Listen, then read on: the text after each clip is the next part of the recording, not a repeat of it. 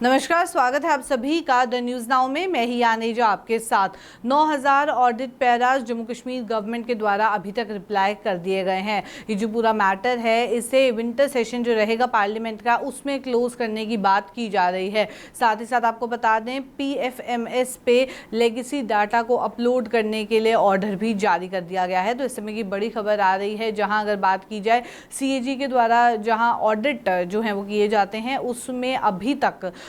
कई ऐसे ऑडिट्स हैं जो कि जम्मू कश्मीर सरकार के द्वारा अभी तक एड्रेस कर लिए गए हैं, जिसमें 9000 ऑडिट पैराज हैं। साथ ही साथ आपको बता दें कि 14000 ऐसे और ऑडिट पैराज हैं जिन्हें जल्द ही इस मैटर को क्लोज करने की बात की जा रही है और फर्दर 14000 को क्लोज करने की बात की जा रही है। साथ ही साथ आपको बता दें, जो विंटर सेशन रहेगा पार्लियामेंट का, उससे पहले इसे क्लोज किया जाएगा। इस तरीके के ऑर्डर जो हैं वो जारी कर दिए गए हैं। अभी तक जो सूत्रों से खबर आई है, आपको बता दें, कुछ दिन पहले chief secretary doctor Arun Kumar Mehta ने एक मीटिंग की थी और साथ ही साथ जितने भी पेंडिंग ऑडिट पैराज हैं, चाहे सीनियर ऑफिसर्स की बात अगर की जाए, उनके साथ मीटिंग की गई थी कि अलग अलग डिपार्टमेंट जितने भी हैं, पर्टिकुलरली प्रिंसिपल सेक्रेटरी फाइनेंस के द्वारा जो है ये ऑडिट की प्रक्रिया को ख़त्म किया जाए, जितनी भी रिक्वायरमेंट है इसके बारे में फोकस करते हुए उन्होंने मीटिंग ली। आपको बता दें, इस मीटिंग में प्रिंसिपल सेक्रेटरी फाइनेंस डिपार्टमेंट ने चीफ सेक्रेटरी को ये जानकारी दी कि 9000 ऑडिट पैराज जो हैं उन्हें ऑलरेडी एड्रेस कर लिया गया है और 14000 ऐसे ऑडिट पैराज हैं जिन्हें जल्द ही 3rd और 4th फेज जो शेड्यूल किया गया है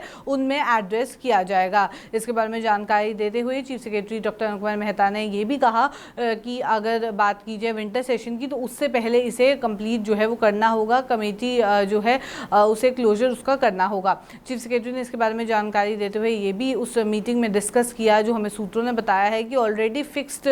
डेट है October 31, 2023, जिसे डेडलाइन मान के चल रहे हैं, ताकि जितने भी ऑडिट पैराज हैं फाइनेंशियल ईयर 2019-20, 20-21, 21-22, 22-23 इन सालों के अगर बात की जाए, एक बार मैं रिपीट करना चाहूँगी कौन कौन से फाइनेंशियल ईयर थे। 2019-20, 21-22, 22-23 इन 3 सालों के ऑडिट को जो है वो क्लियर करने की बात कही गई है और ये रिपोर्ट्स जो है वो CAG ऑफ इंडिया को देनी है। यहाँ ये भी मेंशन करना बहुत ज़्यादा ज़रूरी है कि बोर्ड ऑफ डायरेक्टर जो ऑडिट के हैं वो इसलिए किए जाते हैं, ऑडिट हर साल इसलिए किया जाता है ताकि जितनी रेगुलरिटी है, एफिशिएंसी है, क्लैरिटी है, इफेक्टिवनेस है फाइनेंशियल मैनेजमेंट और पब्लिक एडमिनिस्ट्रेशन की, उसको एक्सेस किया जाए। उसके बाद ही फाइनेंशियल स्टेटमेंट जो है वो देखी जाती हैं, उन्हें प्रॉपर्ली तैयार किया जाता है और जो भी एडुकेट उसके बाद डिस्क्लोजर्स की रिक्वायरमेंट रहती है फाइनेंशियल ऑडिट में, उन सबको किया जाता है जो प्रोविजंस के तहत। साथ ही साथ आपको बता दें, इसमें जितने भी अगर बात की जाए रूल्स, रेगुलेशंस, लॉज, इन सबको ध्यान में रखते हुए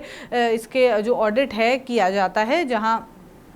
जो रेगुलेशंस की बात अगर की जाए, रेगुलेशंस हैं जो CAG इंडिया की, हर एक डिपार्टमेंट जो है उन्हें ऑडिट कमेटी उनकी होनी चाहिए, ताकि जितने भी पेंडिंग ऑडिट पैराग्राफ्स हैं उन्हें टाइम टू टाइम क्लियर किया जाए। जम्मू कश्मीर गवर्नमेंट के द्वारा इसके लिए भी हाल ही में कुछ डायरेक्शन पास ऑन किए गए हैं। जितनी भी ऑडिट कमेटीज़ हैं उनको मीटिंग जो है रेगुलर बेसिस पर करनी होती है। कितने नंबर हैं, कितने जिस्ट हैं ऑडिट ऑब्जर्वेशंस के, पैराग्राफ्स के, जितने ऑडिट रिपोर्ट में इंक्लूड किए गए हैं CAG के द्वारा, जो टोटल नंबर रहेगा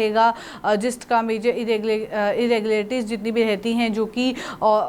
अकाउंटेंट जनरल ऑडिट के द्वारा जो है हाईलाइट की जाती हैं, उन सबको ध्यान में रखा जाता है। पूरे प्रोसेस का मतलब यही है कि पूरे प्रोसेस में जो है वो क्लैरिटी लाई जाए। साथ ही साथ आपको बता दें, CAG रेगुलेशन 197 की बात अगर की जाए, जो ऑफिसर इंचार्ज है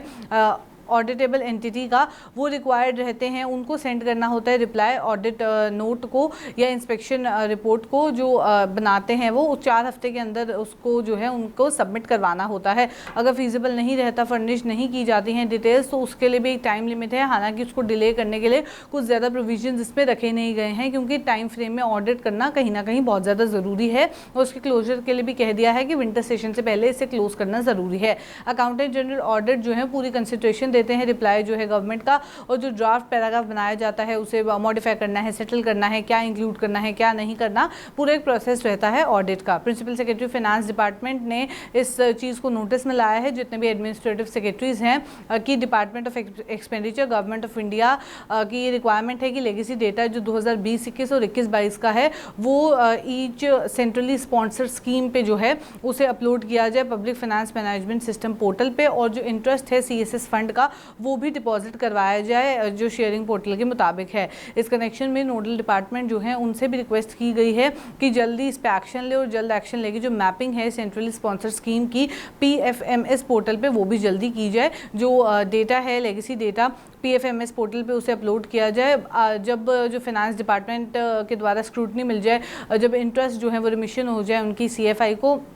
साथ ही साथ जो जॉइंट अंडरटेकिंग है उसकी भी सबमिशन करने के लिए कहा गया है और request letter to the ministry concern for centrally sponsor scheme instalment की जो सबमिशन है उसके भी जो है ये सब पूरी तैयारी करने के बाद PFMS पोर्टल के ऊपर जो है लेगेसी डेटा को अपलोड करना है। तो PMFS पोर्टल को लेके भी कुछ ऑर्डर जो हैं वो जारी किए गए हैं। तो फिलहाल ये बड़ा अपडेट जहां सामने आ रहा है कि आपको बता दें 9000 ऑडिट पैराज जो हैं ऑलरेडी एड्रेस कर चुकी है जम्मू कश्मीर गवर्नमेंट, और आगे जो इनका 3rd और 4th फेज शेड्यूल्ड है उसमें भी 14,000 और ऑडिट्स आपको देखने को मिलेंगे।